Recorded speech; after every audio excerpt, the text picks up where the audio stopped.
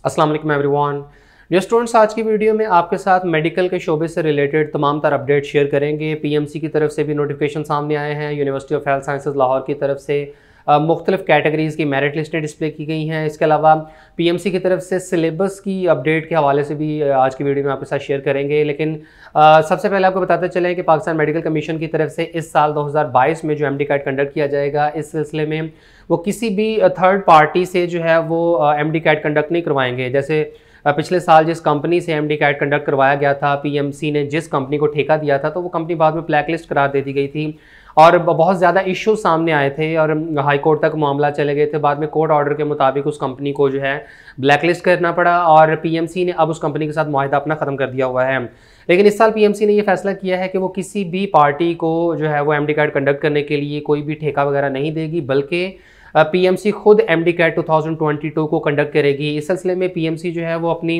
Working start किए हुए है और जो भी इस सिलसिले में रिसोर्सेज रिक्वायर्ड हैं, तो वो अब जैसे कि शेड्यूल भी सामने आ चुका है कि इस साल जो है वो अगस्त और सितंबर के महीने में एमडी कैट कंडक्ट किया जाएगा। तो तब तक पीएमसी अपने तमाम रिसोर्सेज एक्यूमुलेट करेगी और पीएमसी की तरफ से एमडी कैट का टेस्ट इस साल उनकी अपनी तरफ से ही कंडक्ट किया जाएगा। इसके बाद एमडी कैट 2022 के सिलेबस की बात करें तो पीएमसी की तरफ से जनवरी के एंड में ये दावा किया गया था कि फरवरी की 1 या 2 तारीख तक एमडी कैट का जो सिलेबस है वो अनाउंस कर दिया जाएगा। पीएमसी की ऑफिशियल वेबसाइट के ऊपर इसको अपलोड कर दिया जाएगा। लेकिन अभी तक एमडी कैट के सिलेबस के हवाले से कोई भी अपडेट सामने नहीं आ सकी है और उसकी वजह यह है कि एकेडमिक बोर्ड जो है पीएमसी का, उसकी तरफ से पीएमसी के एमडी कैट के उस सिलेबस को फाइनलाइज नहीं किया जा रहा और उसकी बाकायदा मंजूरी नहीं हो रही है।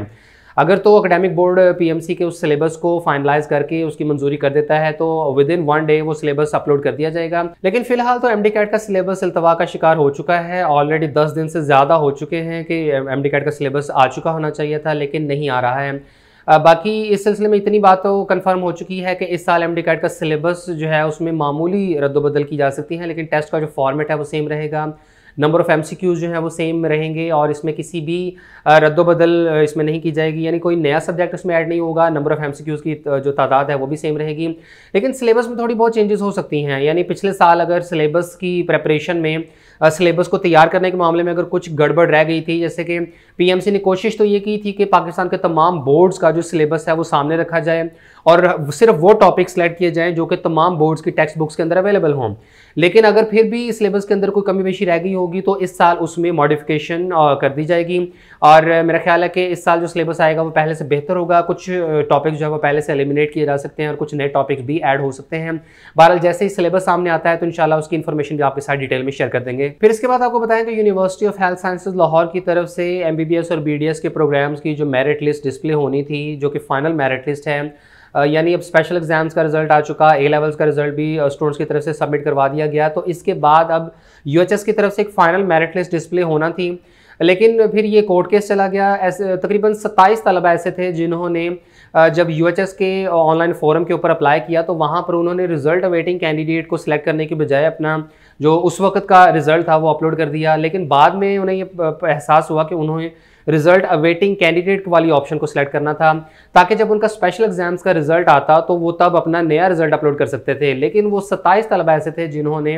अपना स्पेशल एग्जाम्स में अपीयर होने के बावजूद रिजल्ट अवेटिंग कैंडिडेट वाली ऑप्शन को सिलेक्ट नहीं किया। लेकिन बाद में यूएचएस की तरफ से ऐसे तलबा को अपना रिजल्ट अपलोड करने की परमिशन नहीं दी जा रही थी, तो ये स्टूडेंट्स कोर्ट में चले गए और कोर्ट ने इन तलबा के हक में फैसला सुनाया और यूएचएस को ऑर्डर दिया गया कि इन स्टूडेंट्स का जो नया रिजल्ट है, जो कि अब स्पेशल एग्जाम का रिजल्ट आ चुका है, तो ये नया रिजल्ट अपलोड करें और उस नए रिजल्ट की बुनियाद पर इनका दोबारा से मेरिट बनना चाहिए और अगर ये मेरिट पर पूरा उतरते हैं तो इन्हें एडमिशन दिया जाना चाहिए। लिहाजा यूएचएस ने उन 27 तलबा का जो न्यू रिजल्ट है वो यूटिलाइज किया और उसकी बुनियाद पर मेरिट लिस्ट में तरतीब दी गई और university of health sciences Lahore की तरफ से 10 फरवरी को मुख्तलिफ कैटेगरीज की एमबीबीएस और बीडीएस की मेरिट लिस्टें डिस्प्ले की गई। इनमें शामिल है एमबीबीएस रेसिप्रोकल कैटेगरी की पहली मेरिट लिस्ट, एमबीबीएस और बीडीएस की अंडर डेवलप्ड डिस्ट्रिक्ट कैटेगरी की second selection list, MBBS Cholistan category की सेकंड सिलेक्शन लिस्ट, एमबीबीएस और बीडीएस की डिसेबिलिटी कैटेगरी की तीसरी सिलेक्शन लिस्ट और एमबीबीएस और बीडीएस की ओवरसीज कैटेगरी की तीसरी मेरिट लिस्ट और पंजाब के तमाम public sector medical and dental colleges की ओपन मेरिट कैटेगरी की MBBS और BDS की चौथी मेरिट लिस्ट डिस्प्ले की गई। और यूनिवर्सिटी ऑफ हेल्थ साइंसेज की तरफ से जारी होने वाली चौथी मेरिट लिस्ट के मुताबिक ओपन मेरिट कैटेगरी पर पंजाब के तमाम public sector medical and dental colleges में MBBS और BDS के क्लोजिंग मेरिट्स की बात करें तो king Edward medical university Lahore में MBBS का सबसे ज्यादा मेरिट 92.5225% रहा है। अल्लामा इकबाल मेडिकल कॉलेज लाहौर का 91.76%, सिम्स लाहौर का 91.31%, अमीरुद्दीन मेडिकल कॉलेज लाहौर में 90.90%, निश्तर मेडिकल कॉलेज मुल्तान में 90.87%, फातिमा जिन्ना मेडिकल यूनिवर्सिटी लाहौर में 90.45%, रावलपिंडी मेडिकल कॉलेज में 90.38%, पंजाब मेडिकल कॉलेज फैसलाबाद में 90.35%, Gujranwala medical college 90.21%, Quaid-e-Azam medical college Bahawalpur 90.13%, Khawaja Muhammad Safdar medical college Sialkot 90.07%, Sahiwal medical college 90.05%, Sargodha medical college 89.96%, Nawaz Sharif medical college 89.95%, Sheikh Zayed medical college Rahimyar Khan 89.94% और MBBS का सबसे कम merit DG Khan medical college में रहा जो कि 89.92% है। इसके बाद BDS की बात करें तो D मॉन्टमोरेंसी college of dentistry Lahore में 89.84%, Nishtar institute of dentistry Multan में 89.83% और सबसे कम merit dental section Punjab medical college Faisalabad में BDS का 89.82% रहा। इसके बाद पाकिस्तान मेडिकल कमीशन की तरफ से दो इंपॉर्टेंट नोटिफिकेशन जारी किए गए हैं, जिनमें सबसे पहला नोटिफिकेशन स्कॉलरशिप की पेमेंट से रिलेटेड है। इसमें पाकिस्तान मेडिकल कमीशन की तरफ से पाकिस्तान के तमाम कॉलेजेस, चाहे वो पब्लिक सेक्टर के हों या प्राइवेट मेडिकल कॉलेजेस हों, उन्हें डायरेक्ट किया जाता है कि वो स्कॉलरशिप सर्टिफिकेट को हर सूरत में एक्सेप्ट करें और किसी भी स्टूडेंट को जितनी मालियत का स्कॉलरशिप या लोन ग्रांट किया गया है तो उसके हिसाब से कॉलेज को जो पेमेंट है वो PMC की तरफ से दे दी जाएगी। और PMC की तरफ से वाज़े तौर पर तमाम कॉलेजेस को मना कर दिया गया है कि वो हर सूरत स्टूडेंट से जो है वो स्कॉलरशिप या लोन के मुताबिक पेमेंट हरगिज़ डिमांड ना करें। और ऐसे तमाम कॉलेजेस जो स्टूडेंट्स की तरफ से स्कॉलरशिप सर्टिफिकेट प्रोवाइड किए जाने पर उसे एक्सेप्ट नहीं करते और ऐसे स्टूडेंट को एडमिशन ग्रांट नहीं करते तो उनके खिलाफ कानूनी कार्रवाई की जाएगी। तो ऐसे तमाम तलबा जिन्होंने PMC के मेडिकल फंड स्कॉलरशिप के लिए अप्लाई किया था दिसंबर के मंथ में, तो उन्हें PMC की तरफ से ईमेल्स के थ्रू बता दिया गया है कि चाहे तो उन्हें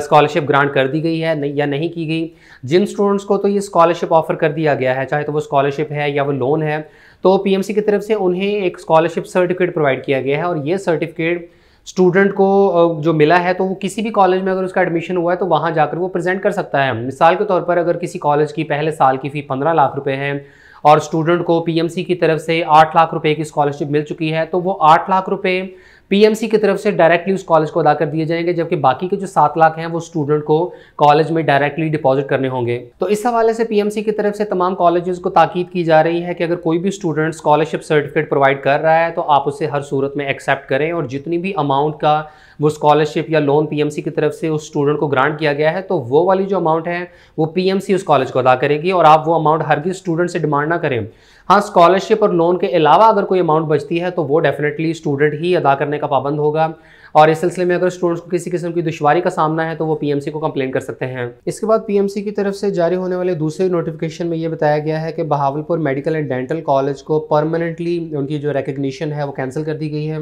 यानी Bahawalpur medical and dental college और उसके एफिलिएटेड टीचिंग हॉस्पिटल को PMC की तरफ से जो अप्रूवल दी गई थी कि वो MBBS की 100 सीट्स के अगेंस्ट एडमिशन कर सकते हैं, तो PMC की तरफ से इस मेडिकल कॉलेज और एफिलिएटेड टीचिंग हॉस्पिटल की रिकग्निशन को परमानेंटली विड्रॉ कर लिया गया है। और PMC की तरफ से स्टूडेंट्स को हिदायत दी जा रही हैं कि ऐसे तमाम तलबा जो Bahawalpur medical and dental college में एडमिशन हासिल कर चुके थे और वो मतलूबा क्राइटेरिया को फुलफिल करते हैं तो वो PMC के थ्रू अपनी एप्लीकेशन सबमिट करवाएं। और इस क्राइटेरिया में शामिल है कि स्टूडेंट ने पहले किसी दूसरे प्राइवेट कॉलेज में एडमिशन के लिए अप्लाई किया हो और उस स्टूडेंट का मेरिट किसी दूसरे प्राइवेट मेडिकल कॉलेज में एडमिशन के हवाले से पूरा उतरता हो। यानी पाकिस्तान मेडिकल कमीशन की तरफ से Bahawalpur medical and dental college में एडमिशन ले लेने वाले तलबा को अब ये रिलीफ दिया जा रहा है कि अगर तो उन्होंने पहले किसी और कॉलेज में अप्लाई किया था और वहाँ उनका मेरिट भी बन सकता था, तो चूंकि अब वो बहावलपुर मेडिकल कॉलेज में आ चुके हैं